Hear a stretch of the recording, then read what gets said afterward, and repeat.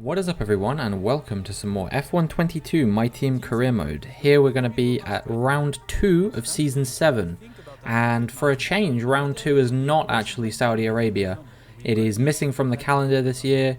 I wanted to give myself a bit more of a challenge by taking away some of my strongest circuits to see if I could grab some wins on some circuits that I don't typically win at, and one of those is Australia. In 7 seasons I have never won at this track. I think it was missing from the calendar one year. I can't remember which one it was now.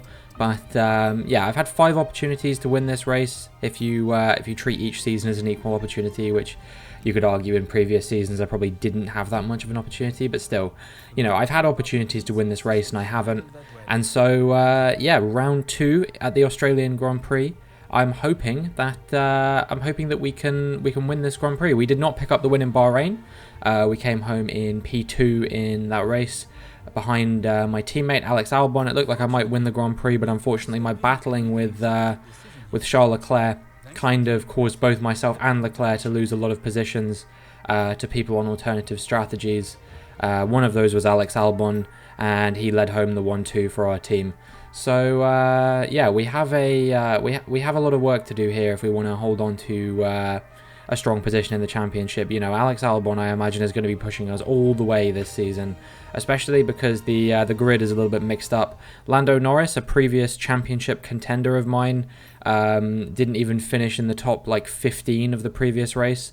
McLaren are nowhere. They had the worst car on the grid going into the first race of the season.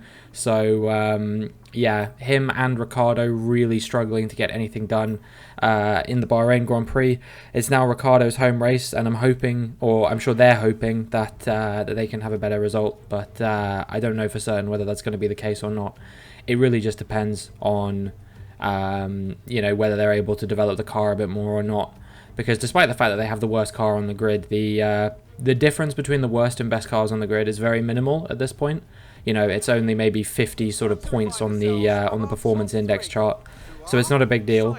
But yeah, nonetheless, it does make a difference, and that's why Aston Martin in particular looked really good in that first race. Both Lance Stroll and Nicholas Latifi making Q3, and then Stroll getting a top 5 finish, which was you know, really impressive. He looking quite good in the first race of the season, and maybe he'll be able to continue that run of form throughout the season, I don't know. But in any case, it's now time for us to get into qualifying, and this is going to be an absolutely integral part of the weekend, because whilst it's not impossible to overtake on this track, it is pretty difficult, I would say. And for that reason, I want to make sure I qualify as far up the grid as I can. Top 3 minimum has to be the goal here, and anything less than that is going to maybe set us up for you know, a little bit of disappointment if we're gunning for the win here. So yeah, we're out on a fresh set of soft compound tyres. We start off with a 1:16.4. It's the fastest time when it's set, but I'm not competing with too many people at the moment. Not everyone has done a lap time just yet, and that was actually the only lap time I ended up doing, and it saw me through in 15th place, so it's pretty hairy in the end. But yeah, no real shocks here in Q1 this time. No Norris exiting, no Mercedes, nothing like that. It's just the Alphas, the Hasses, and a Williams, and I can't remember what the other one was.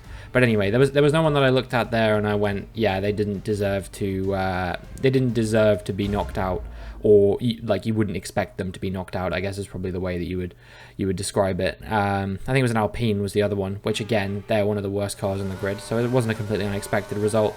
But yeah, both McLarens and both Ferraris and both Red Bulls and all of those guys all making it through.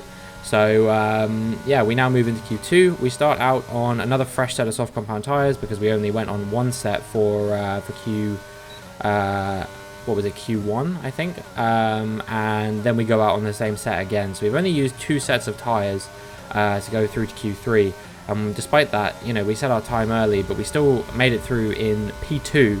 So yeah, that was pretty impressive. And yeah, we're through to Q3, no problem. Hopefully we can do a time that's sort of similar to the time that we did in Q2 and Q3, and hopefully we can make it through in sort of, you know, top 3, like I said. Alex Albon is actually out, so that is a bit of a surprise. Maybe the only surprising result here, really. I mean, you got Stroll going through, but like I said, he's actually been looking pretty rapid so far this season. Piastri through, which is, you know, good for them.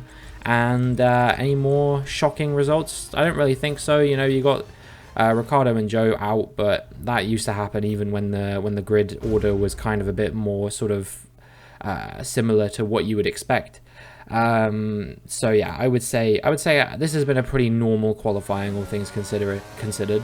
And yeah, now we're just gonna see if we can maybe challenge for pole, but at the very least get a representative time done. We do a 1:16.5 to start things off, and yeah, no doubt we're gonna have to find a lot of improvement on that if we want to get pole. It needs to be about 5 or 6 tenths, I think. So we're actually up to about where we need to be, 5.5 tenths up as we come to the line. We cross the line. It's going to be a 1:15.9, but is it good enough for pole position? No, it is P2, and yeah, we just miss out on our first pole in Australia. But nonetheless, I will take a P2. We were 4 thousandths of a second off of Max Verstappen. It really could not have been any closer if you had tried to push us closer. It was extremely close between myself and Verstappen, and I think that bodes well for the race. You know, if we've got similar pace in quali, maybe we've got similar pace in the race as well. Stroll ended up 3rd, and then Piastri was 4th. So yeah, a bit of a weird grid. The Ferraris 6th and 7th, and Norris could only manage 8th in Q3. So yeah, I won't have to worry about those guys too much, I imagine. And yeah, maybe with Stroll and Piastri around, if they don't have the pace to contend with myself and Verstappen as the front runners, then perhaps it could just be a sort of a two-way fight between myself and Verstappen. I need Albon to get back into the points at some point during this race. You know, I can't have him scoring no points this early on in the season, because it's going to be devastating for his morale more than anything, you know. So he needs to have a good race here. I want to win so I can say that I finally won at least one race in Australia in F1 But yeah, we're gonna have a bit of a task on our hands. You know, Max Verstappen's a pretty rapid driver. He keeps getting hungrier and hungrier. It's been years since he won a championship at this point. 2021 was the last time, and we'll see if we can contend with him as we get into the Australian Grand Prix. You can hear the Australian fans roaring as they line the track here in Albert Park. Welcome to Melbourne, and the roar from the crowd can only mean one thing. It's race day. Here we are then at the Albert Park circuit, 3.28 miles of bumpy city streets, but not a lot in the way of elevation changes. The circuit goes all the way around the lake, taking in 14 corners. Note the DRS zones into turns 1, 3 and 13.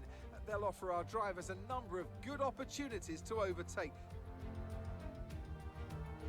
It's time to take a look at our starting grid for today's race. Max Verstappen put in a fantastic lap yesterday, and he'll start from pole position. And Robinson completes the front row.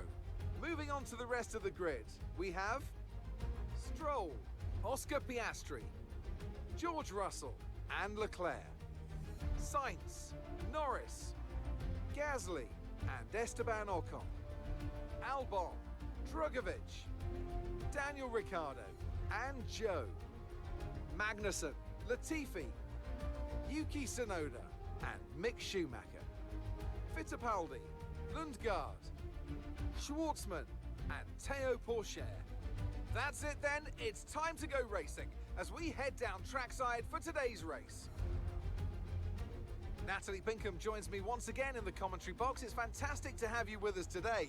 I'm curious though, how do you think the drivers stop those pre-race nerves from becoming overwhelming when you're lining up on the grid? Well, I imagine they'll be starting to feel the adrenaline as they anticipate the rundown into turn 1, a bit like preparing to go into battle. The unknown situation will bring nerves, but that's a good thing. It'll keep them focused on the moment and on their surroundings as we build towards the start of the Grand Prix.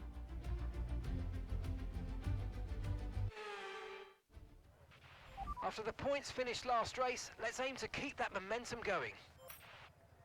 Now, we had an absolutely lights out start in Bahrain. You know, we were leading pretty much by turn 1, despite the fact that we were a little bit further down the order. But I think it might be a little bit trickier this time on account of the fact that there's 3 of us on the soft compound tyres this time. So for me to be able to challenge Verstappen here is going to be a bit of a bigger ask, I imagine. Hopefully we can do it, but it's not going to be easy when we line up on the grid like that, 1.8 meters back.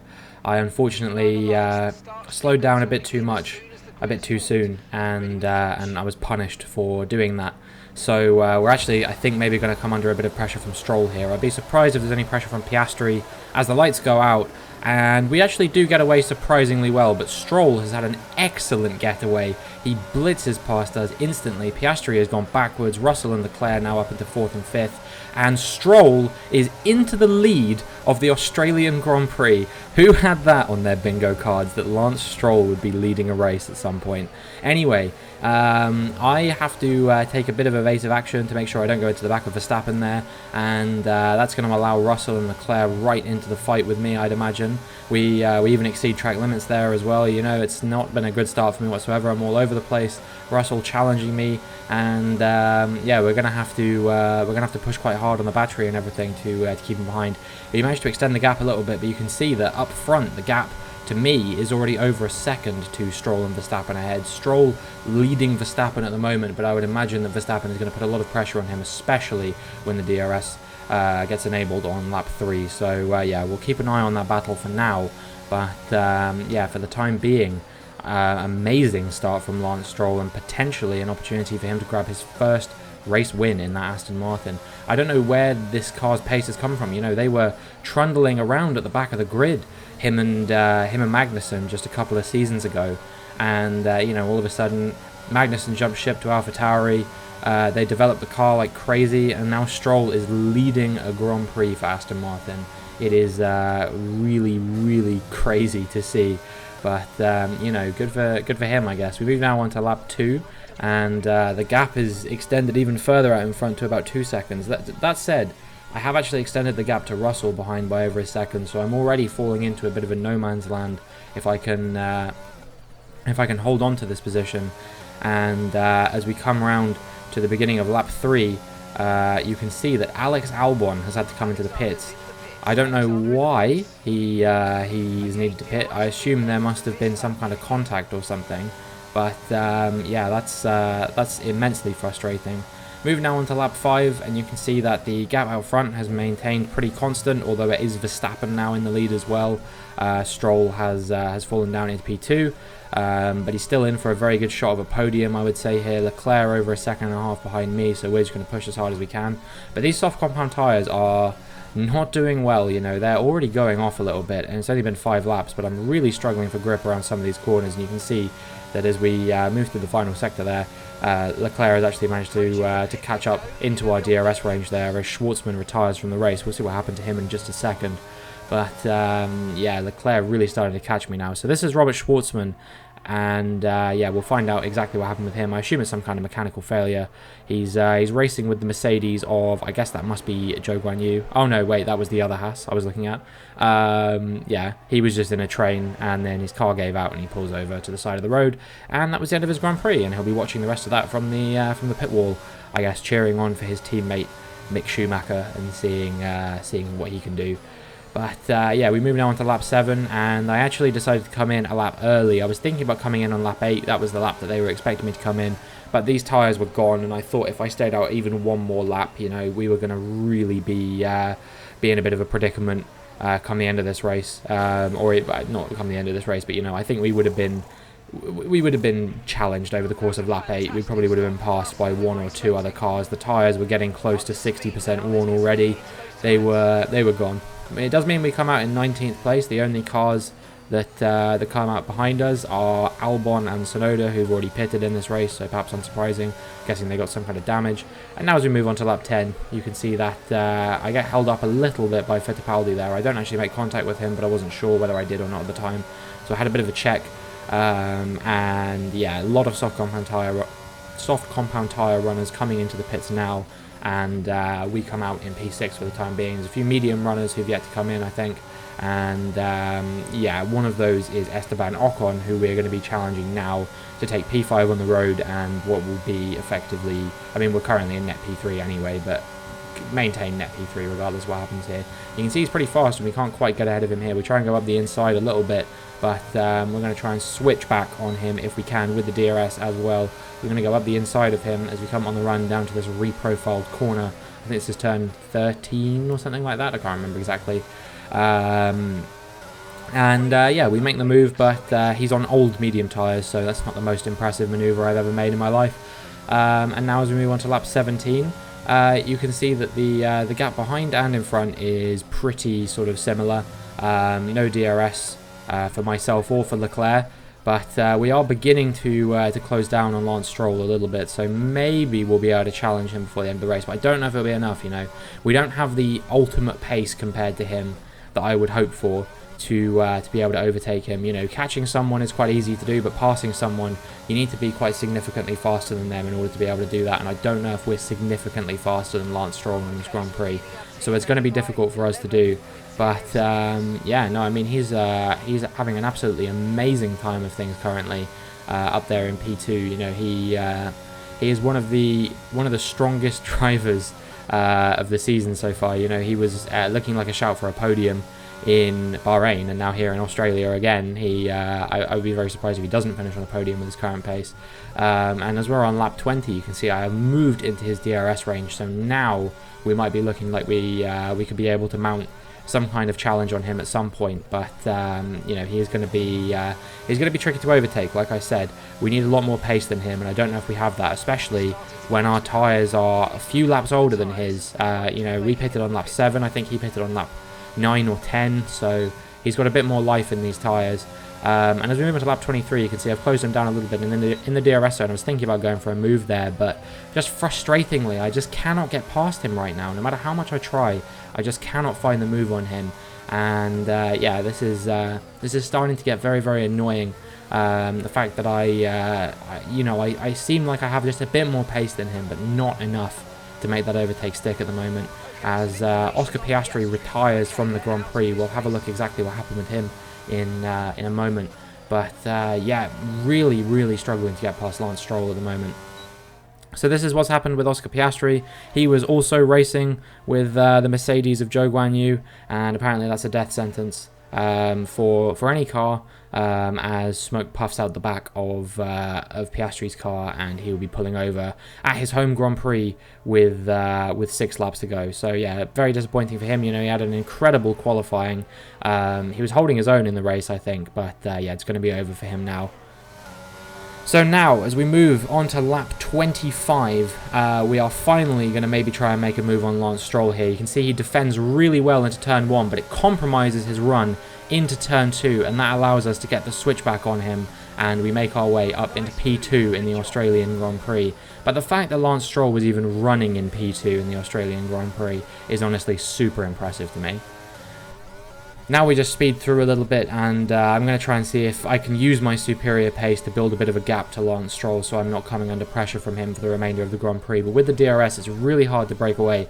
3 DRS zones in Australia makes it incredibly tough to build a second gap to someone, because they will just close you down throughout every DRS zone.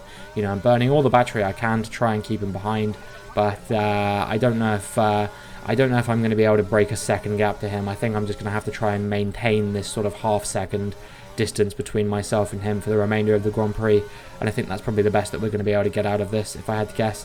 Yeah, I don't think that we're going to have to worry about a move from him unless we really lose tyre life towards the end of the Grand Prix. You know, there is every opportunity that, having been on these tyres for, by the end it will be 22 laps, it might be quite tough, and we might struggle for grip a little bit towards the end. But yeah, hopefully we can hold off Lance Stroll to the end. It looks like he's not going to be able to go for a move here as we move on to lap 28. So yeah, it's going to be tight with him. But as we move now onto the final lap of the Grand Prix, yeah, I've just about managed to hold him off. So I think this will be fine. But you can see that if you look down in the bottom right, that my tyres have become more than 60% worn, at least one of them has. So no doubt he is going to go for a move at me on some occasion, and he goes up the inside here as we come on the run down to turn 2, but he can't quite commit to the move. So despite the attack from him, I think we're going to be able to hold on to this. We just need to make sure that we're going to be okay into is it turn 9? I think the turn is. I'm not sure. The one at the end of this sort of long reprofiled section. And if he can't catch us through there and can't catch us in the ensuing DRS zone, we should be absolutely fine. I can't see a world in which he's going to be able to get past us in any other location other than those, no matter how slow I am through them. You can see that Verstappen has built a massive gap out front, 10 seconds to me. I did not have the pace to contend with him on this occasion. I think even if I had got ahead of him on any occasion in this race, he would have gotten me straight back with the superior pace that he was showing in the Australian Grand Prix. So he is going to cross the line, get fastest lap, and take the win. Very strong drive from him as he picks up 26 points unless someone can take that fastest lap off of him. But we are going to hold off Lance Stroll to take P2 and back-to-back P2s in the Australian Grand Prix. So yeah, very satisfying result. Even if it was disappointing that I couldn't pick up the win, I did not have the pace for it on this occasion. So yeah, I can be content with P2, and I think that puts us in the lead of the championship as well. So as they climb out of the car, the Red Bull team are ready and waiting to celebrate a thoroughly deserved win.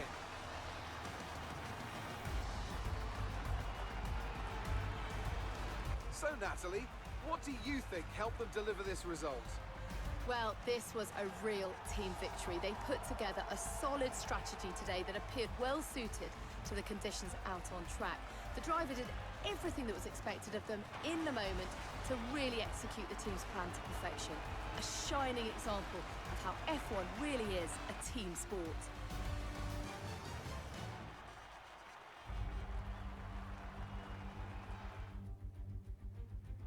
Red Bull put up an outstanding fight for the front position today, and it's great to see it paid off for them. They do so much for the sport that you can't help but be delighted by today's race win.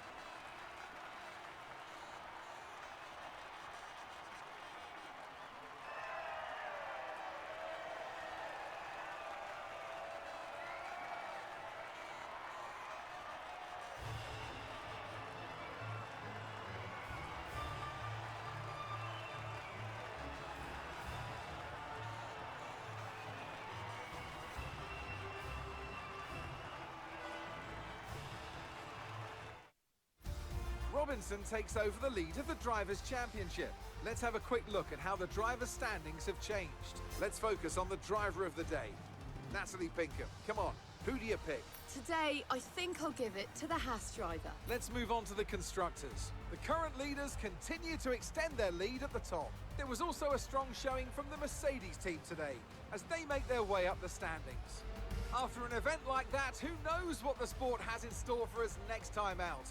Be sure to join us once again as we continue to bring you all the excitement of Formula One. By some miracle, apparently we actually managed to extend our lead at the top of the table, which is something I don't really understand, given that Albon finished, what, 9th in the end? And we only came 2nd. We didn't win, so we only bagged like 20 points there. So yeah, I don't really see how that's extending our lead. But that's what they said. I did take the lead of the Drivers' Championship. I'm currently 5 points ahead because Max Verstappen did not have a particularly good showing in Bahrain. So yeah, we managed to take the lead of the Drivers' Championship for now. And I guess the order of business for the remainder of the season is simply to not lose the lead of the championship. You know, we do have a strong race coming up next in China. That's a race that I always do pretty well at. But then after that, we've got Imola, which may be a slightly trickier one to maintain the lead of the championship. But that said, you know, I need to win at circuits that aren't my forte if I want any chance of winning the championship this season. With sort of strongholds for myself missing from the calendar in Saudi Arabia and Miami, which, you know, I've won at multiple times, both of those races. I need to put in some strong performances on tracks that perhaps don't suit me quite so much. You know, ones that I've never won at before, like Spain and Hungary and Monza. But you know, that's easier said than done. It's a long season ahead, and I guess we'll see what happens. You can see that overtake on Lance Stroll again. It was pretty nice. Just managed to capitalize on the fact that he compromised his run through the first corner to get past him in the DRS zone. I was very happy with that, and it meant that we got 2 P2s to start off the season. And yeah, we take the lead of the championship. So fantastic result, you know. I do want to see if I can defend this championship one more time, match some absolute legends of the sport in becoming a 4-time world champion, including, I think Alan Prost was a 4-time world champion, and definitely Sebastian Vettel, 4-time world champion. Those two, I think, are the only ones who've won exactly 4 championships, and then anyone else who's won 4 has gone on to win some more. But still, you know, I'd be adding my name to a very prestigious list of people. So it would be awesome to do that, but the job is far from over yet. You know, there's 20 races left to go and plenty of opportunity for it to slip through my fingers. But that is going to be it for this video. Next up is China. Make sure you like and subscribe if you enjoyed this one, and hopefully I will see you for the next one.